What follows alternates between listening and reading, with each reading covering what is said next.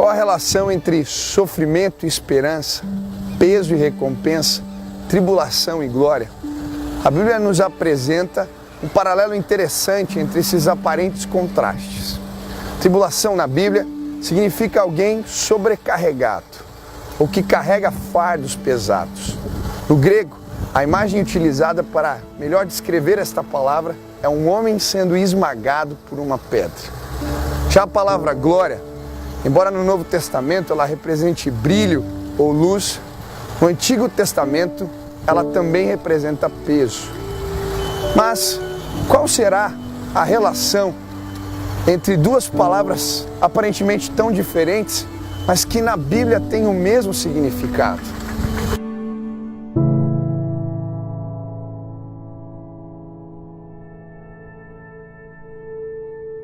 Todos nós, em algum momento da vida, fazemos esta pergunta sobre por que as tribulações existem, por que as coisas não dão certo, por que a injustiça prevalece, por que o ímpio prospera.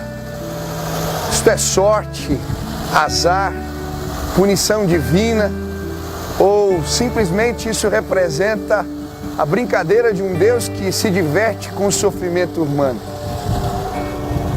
Foi esta pergunta que um jovem me fez alguns anos atrás. Ele me disse: onde é que Deus estava quando os meus pais se separaram? Onde é que Deus estava quando passamos por necessidades em casa? E diante daquela pergunta, me veio à mente um texto da palavra de Deus. A Bíblia diz em 2 Coríntios, capítulo 4, versículo 7, temos, porém, este tesouro em vaso de barro, para que a excelência do poder seja de Deus e não de nós.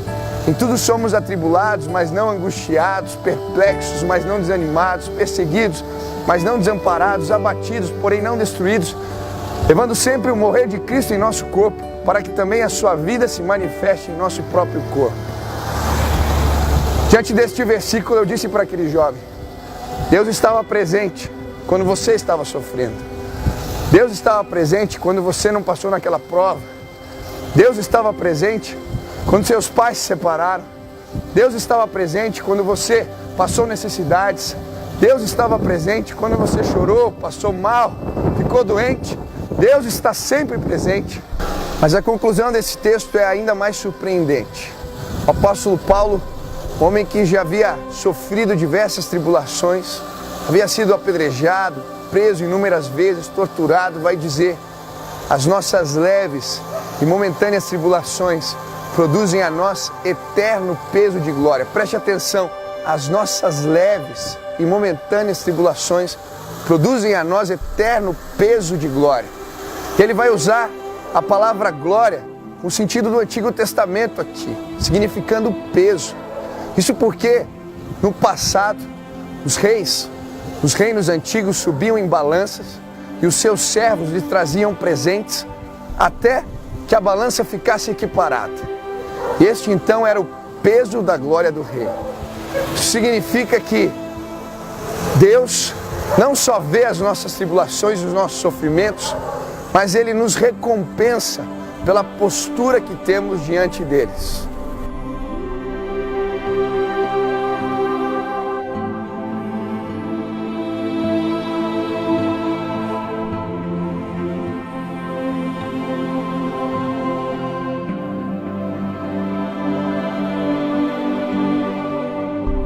Eu creio que existe uma grande balança nos céus e cada sofrimento nosso é depositado nessa balança. Cada tribulação, cada dor, cada lágrima, quando nós sofremos e nos mantemos fiéis, todo peso é colocado sobre a balança que está nos céus. Porque a Bíblia vai nos ensinar que os nossos pesos, as nossas dificuldades vão se transformar em peso de glória. É por isso, na perspectiva da eternidade, que as nossas dificuldades se transformam em leves e momentâneas. É na perspectiva da eternidade que podemos nos alegrar em meio aos sofrimentos, porque Deus vai transformá-los em peso de glória. Um dia Deus vai declarar para nós: entra no gozo do teu Senhor, servo bom e fiel. Foste fiel no pouco, sobre o muito te colocarei.